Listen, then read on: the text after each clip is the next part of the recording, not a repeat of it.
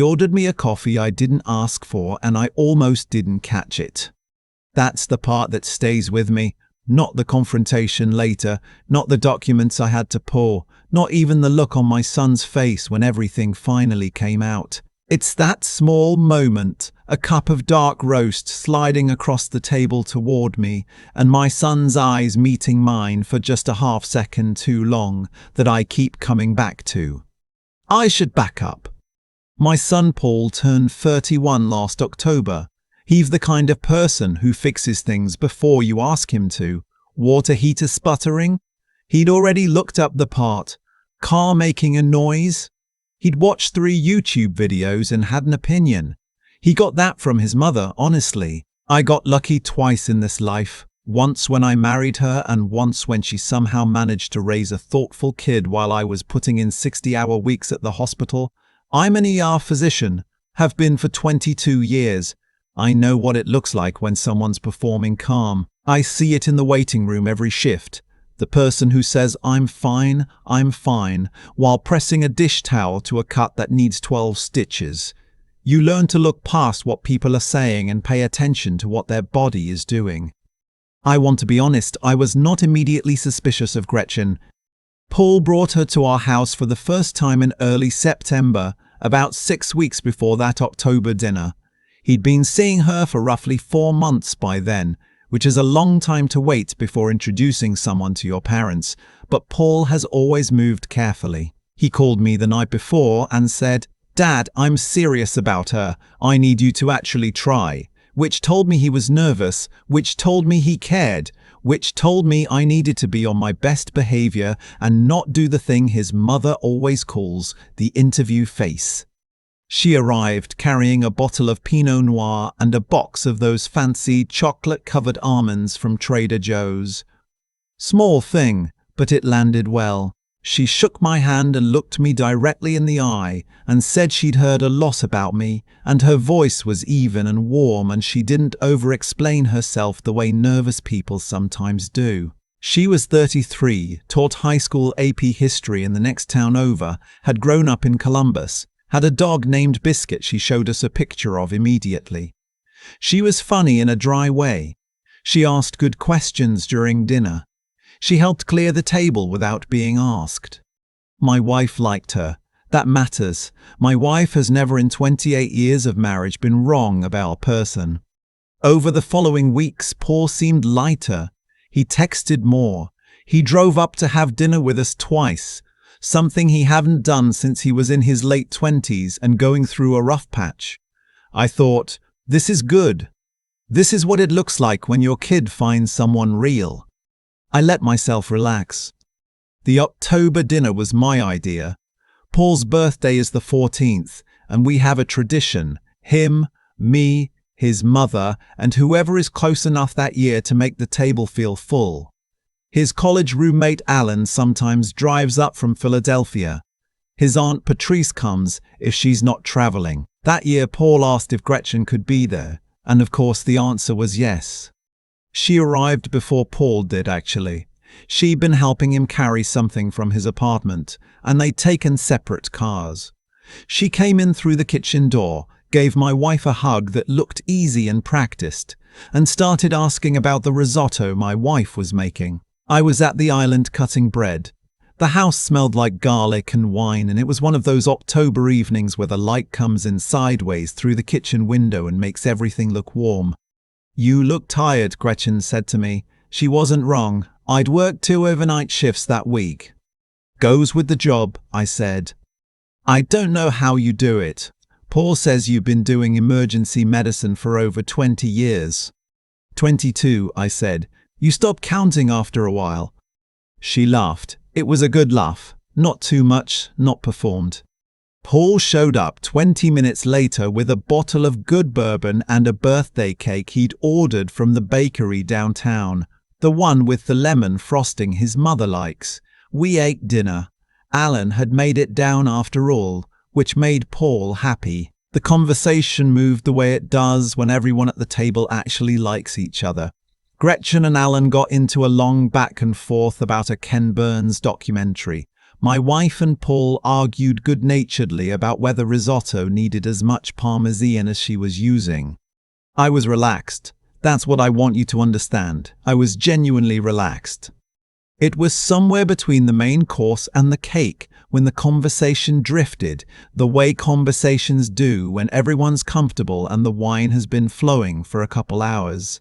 We'd been talking about something Paul was dealing with at work. He's a project manager for a mid-sized construction firm, and Alan had asked about profit margins on a recent job, and Paul had said something about subcontractors, and somehow, in the way these things happen, the conversation had slid sideways into money in general.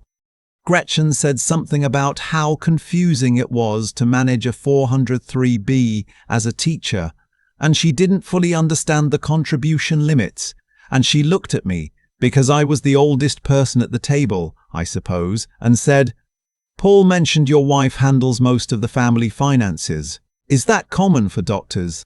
Do you just not have time?"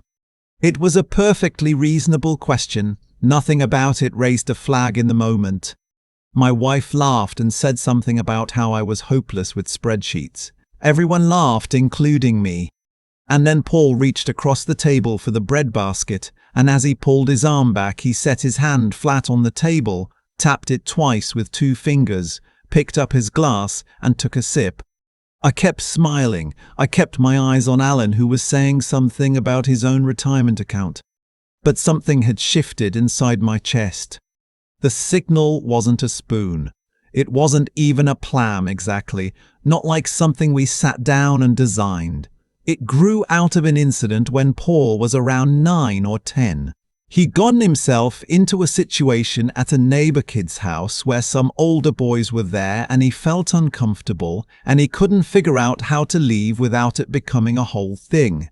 He came home and told me about it, and I said, "Next time, you don't have to figure out how to leave. You find me, you tap my arm twice, and we go. No explanation needed." We practiced it once. He was 10. He thought it was a little silly.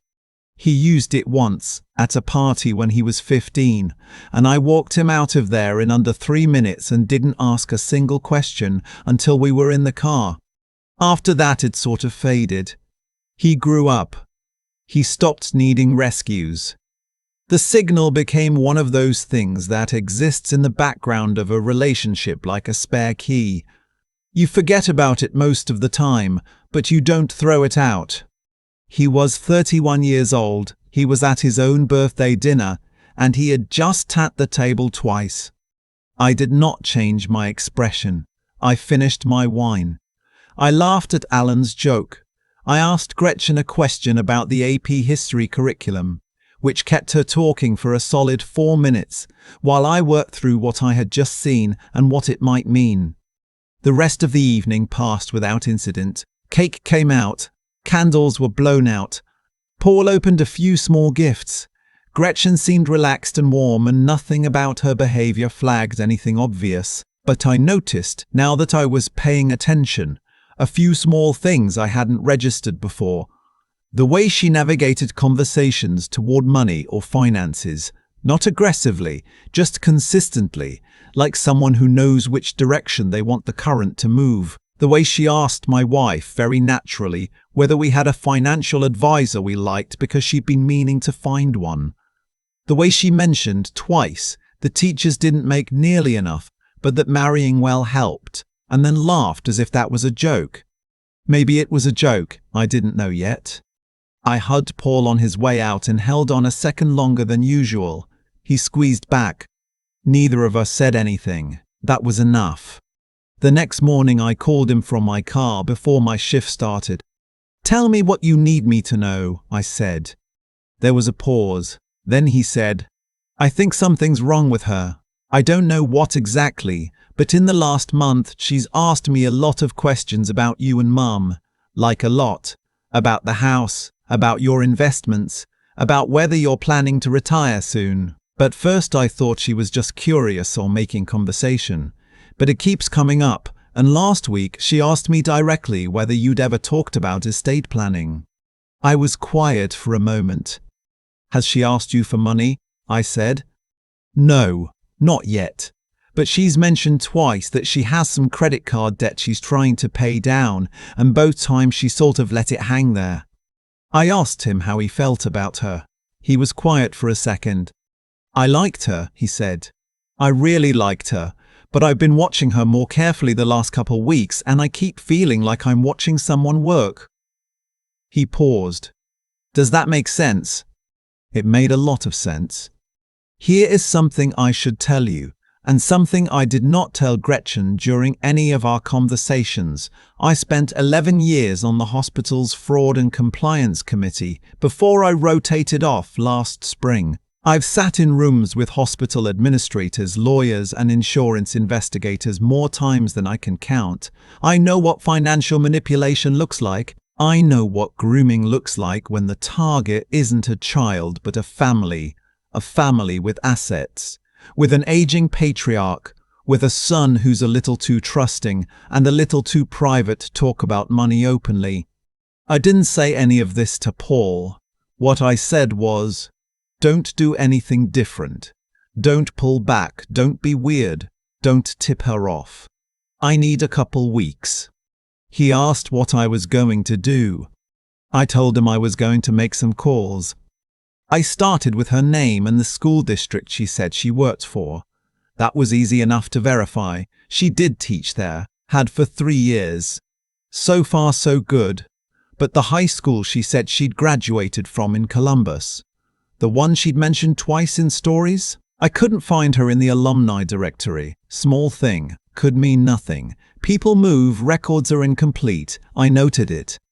Then I called a friend of mine from residency who went into psychiatry and has spent years working with families who've been targets of what he calls affinity fraud, the kind where someone works their way into a family's trust before extracting money.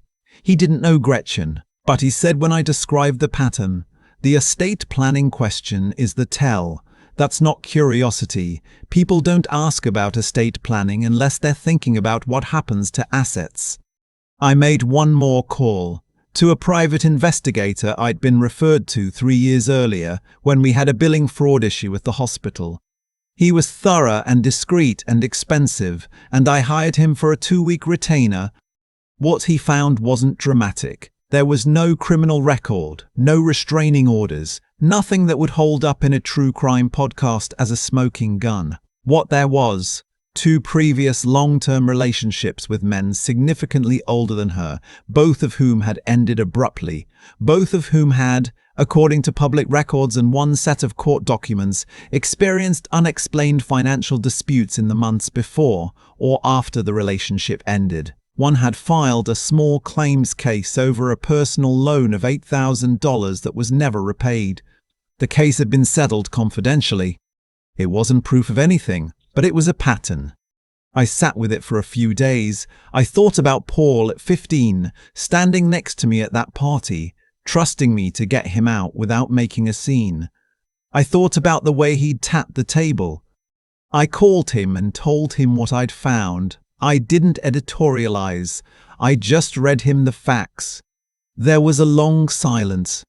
She asked me last week if I thought you and Mum would ever consider investing in a small business idea she had, he said. I told her I didn't know. She said she'd been meaning to bring it up at dinner sometime and get everyone's thoughts. That was the moment it shifted from something I was quietly investigating to something I needed to stop. I asked Paul what he wanted to do. I want to be clear about this. It was his relationship, his life, his call. I didn't tell him what to do. I laid out what I knew and I told him I would support whatever he decided, but I wanted him to have the full picture. He was quiet for a long time, and then he said, I think I already knew. I just needed to hear someone else say it out loud. He ended the relationship the following weekend. He did it in person, at her apartment, and he told me later it was calm and short. He didn't mention the investigator or the research. He just said it wasn't working for him and he wished her well. She asked if it had anything to do with his family. He said yes. She left without much argument, which, he said, told him something too. People who are genuinely blindsided usually push back harder. There are things I wish had gone differently. I wish I hadn't needed to hire someone to investigate a woman my son was dating. I wish Paul hadn't spent 4 months genuinely happy with someone who may not have felt the same things he was feeling. I wish the signal, the 2 taps, the thing we invented when he was 9, had never needed to come back. But here's what I keep returning to. He used it. He's 31 years old. He's been an adult for more than a decade. He didn't text me. He didn't call me aside. He didn't wait until the party was over. He used a signal we hadn't spoken about in 15 years because some part of him still trusted me enough to reach for it, and I was paying enough attention to catch it. That is the thing I didn't know I was afraid of losing until the night I almost missed it. The small, quiet thread of trust that runs between a father and a son and doesn't announce itself, doesn't ask for anything, just waits in the background like a spare key. A few weeks after the breakup, Paul came over for dinner on a Sunday. Just him, me, his mother, nothing special. She made the same risotto from the birthday dinner. We ate at the kitchen table and talked about nothing important for a couple of hours. And at the end of the night, he stood up and hugged his mother for a long time. And then he hugged me and said, "I'm good, Dad. I really am." I believed him. When he got to the door, he paused and turned around, and he looked at me for a second with something on his face I didn't quite have a word for. Then he raised his hand, tapped the door frame twice, and walked out to his car. I stood in the kitchen for a moment after his headlights swept out of the driveway. My wife looked at me from across the island. "What was that about?" she said. "Just an old thing," I said. I keep thinking about the fact that it almost didn't register. Paul set his hand on that table and tapped twice, and I was mid-conversation, wine in hand, genuinely comfortable for the first time in weeks, and I nearly let it slide past me like background noise. That's the part that humbles me. Not that I caught it, that I almost didn't.